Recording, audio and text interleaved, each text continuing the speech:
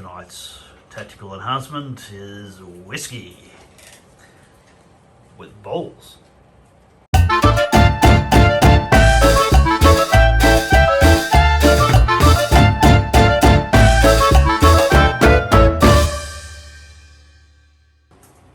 Tonight we're playing Warhammer Fantasy Battle 8th edition, 1300 points, small game just to get us started in what may turn into a campaign with any luck. And we have the Wood Elves and we have Mark's Skaven. Talk us through what you've got.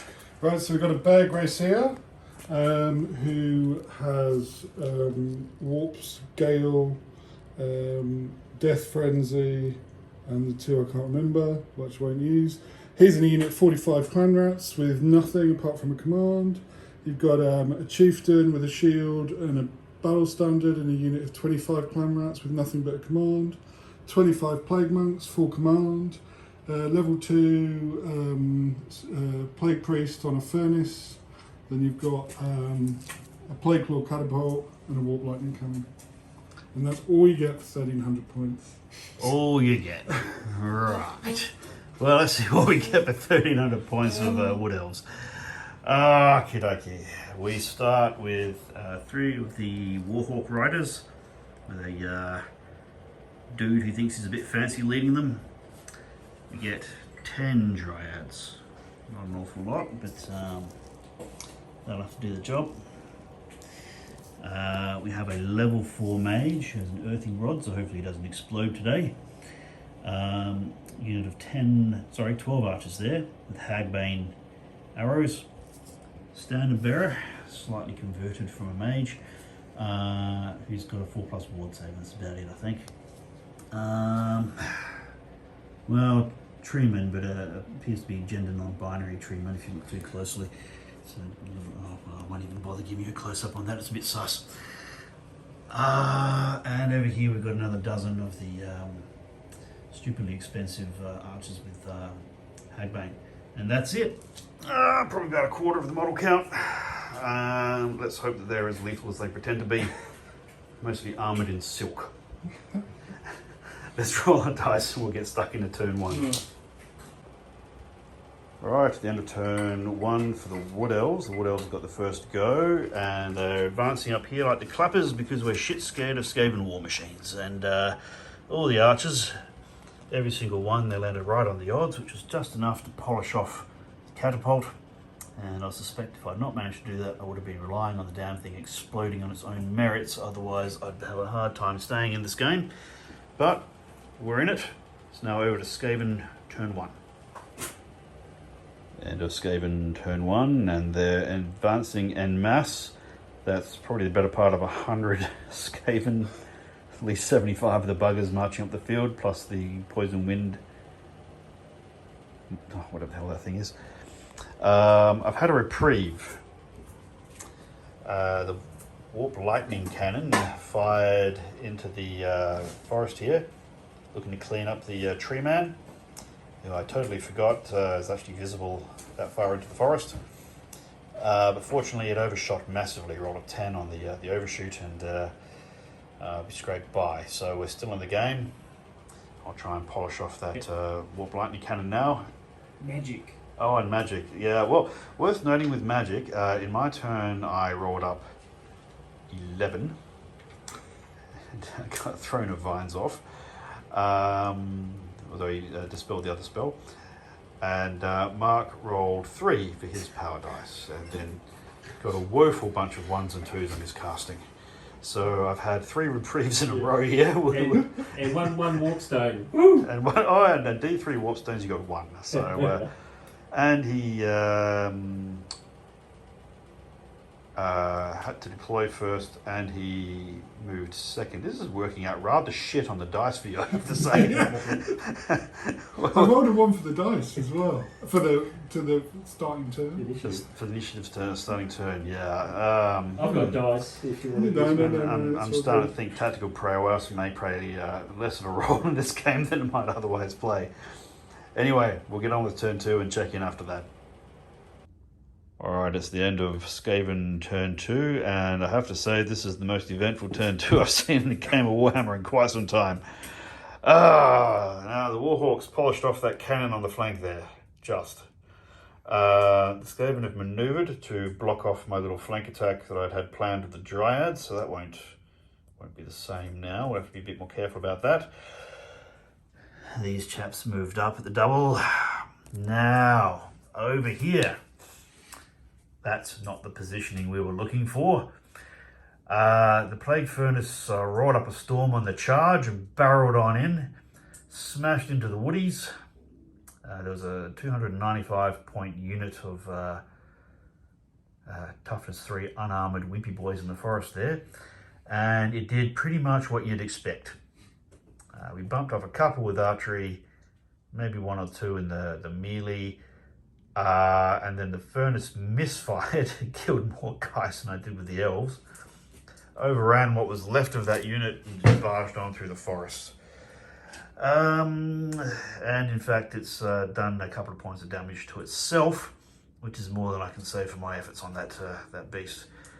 And they overran right into the depths of the woods. So the left flank is looking quite wholesome for the Wood Elves. The right flank is looking like a debacle. I should note, in the magic phase I completely forgot to do mine, so I had no chance to buff that unit. I should have buffed it up to toughness 5. Maybe put a hedge in the way or something, but I buggered up. Then there was a bit of a reprieve in the magic phase when the Skaven rolled a grand total of 3 power dice again. And they dumped a burning template of some sort, and these guys killed a couple. And miscast. It was a 666 miscast. And everyone took a strength 10 hit, so the mage knocked a wound off himself, but out of the 8 Skaven hit around him, only 4 of them died. There's a lot of ones in there, so that was bizarrely messy on all fronts. So the casualty pile is starting to pile up, and we'll check in at the end of the Wood Elf turn 3. End of the first half of turn 3, the Wood Elf's turn. Right, well, we manoeuvred. We manoeuvred the tree, them, behind the Skaven there, so they'll either turn to face this unit, in which case I'll charge them in the flank, or they'll turn to face the tree person, and then we'll see what happens. Over here, we decided to bite the bullet and charged, and the kill ratio was fairly spectacular. It was 1 wound off of each of the Wood Elf units, so we bumped off maybe 13 or so clan rats, but of course they're steadfast. So they passed their morale, and we are now into an awful lot of dice grinder. We'll see how that works out. I actually don't know who will win this. And over here, the archery is pretty average. I'll just note that I completely forgot to do my magic phase again, but Mark very generously let me do it. And I proceeded to roll another 11 for the power dice. But we thought that was a bit rough, so I re-rolled that. We got a 7, so that's a bit more reasonable. I hopped 6 dice into Flesh to Stone, and he dispelled it. I completely failed to get those double 6s I needed.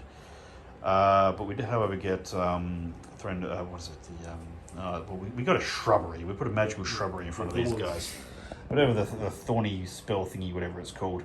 So when these guys don't doubt charge in, we'll have a bit more resilience and hopefully last more than a turn. And that's it for Woody's turn 3. We'll check in at the end of Skaven turn 3. Okay, the end of turn 3. Skaven had the second half of turn 3. And just to give you a look at the battlefield, we're compressed into a very small part of it, but the corpses are piling up. Right, so this unit decided not to charge in. Instead, this unit reformed on the spot, and I thought that actually that was a mistake until the magic started getting thrown around, and then the shooting got thrown around, and we lost 1 wound off the Glade Captain, standard bearer, and we lost 9 out of the 12 Glade Guard. Caused a panic test, and they rolled boxcars. That gave me a moment's pause because my level 4 mage and captain are all on the one unit. Fortunately, we got to use a reroll with the army standard bearer, and they decided they'd stick around after all. So that was a close call. Might I say that's a Death Star. Over here, in the magic phase, quite a few spells got out. Now we prevented Wither on this unit, which is just as well because that would have reduced the toughness by 1, and we probably would have lost the whole unit instead of just, well, you know, 3/4 of it.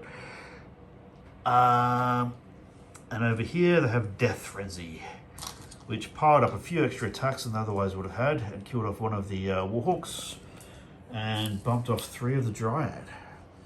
So this little brawl here is becoming something of a tough fight. And that's it. Carnage Factory, down into turn 4. We'll check in at the end of the Wood Elves part of turn 4. Midpoint of turn 4, the Wood Elves have just had their turn. Another eventful turn. Okay, a little bit of shooting, bumped off a couple of these guys. The Dryads, there's a few more of them before, and the Warhawks took on the remaining, I don't know, 16 or so of the Clan Rats with the Gracie. They were about here before. A shitload of dice were thrown around by all parties, and the Dryads are now reduced to 2. But there's only a few of the Clan Rats left, and they failed their break test twice. And they fled, taking the Gracie with them. They've been run down and destroyed by these chaps. So killing the Gracie was definitely an advantage, particularly given how things are going in other parts of the battlefield. The Treeman whiffed his attacks, but rolled a 6 for Thunderstomp, so that balanced out, killed a bunch of these guys. But then they passed their morale test to reform, despite the fact that they technically lost the combat. They're unbreakable. The Treeman is stubborn, but the Treeman, instead of being on the flank now, is face to face with his whopping great bit of carnage here, and the prospects of that turning into a successful melee have diminished significantly. It's maybe one of those situations where if I thought through the rules a bit more, well, actually, to be honest with you, I don't know what the fuck I would have done differently. Not because it's necessarily a battle-winning strategy what I did, but I can't think of what would have been a battle-winning strategy. So we'll just have to play it out and see how we go. It's now Skaven turn 4. This is gonna hurt. Well, we are depopulating the forest tonight. Okay, let's work out what happened. Firstly, this is giving away the punchline. This guy's unit charged these guys while they were still in the woods. We knocked off a couple with shooting.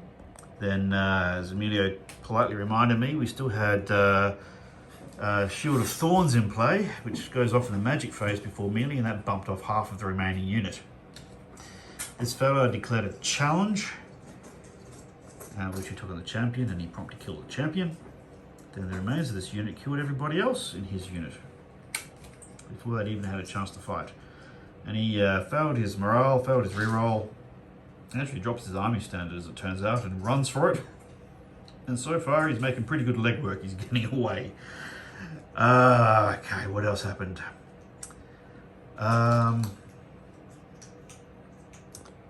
Over here, right. Things didn't work out quite the way I had thought they would. It turns out this Death Star's got even more death to it than I thought. Fortunately, that death included during the magic phase. Oh, what spell was it you got off? Pestilent Breath. Right, Pestilent Breath. So that went off and knocked a wound off the Treeman. It also did a misfire. Killed 16 plaguemen. Killed 16 plague bugs. And bumped a wound off of the War Machine and took a wound off the Treeman, actually. Was it irresistible force? Yeah. It was. So the spell itself did a wound against the Treeman, but then the explosion from the misfire also did a wound on the Treeman. So that was fun. You may have noticed it's thinned the ranks a little bit. Now, in the melee, this machine pumps out even more damage. There's a couple of wounds to the Treeman. So he's hanging on by like 1 or 2. The treatment did a fairly average amount of, a bit less than average amount of kills. The stomp wasn't the stomp.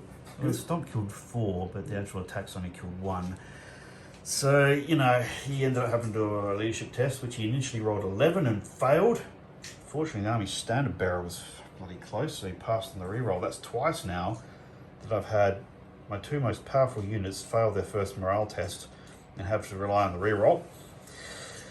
Ooh, so it's cutting it fine.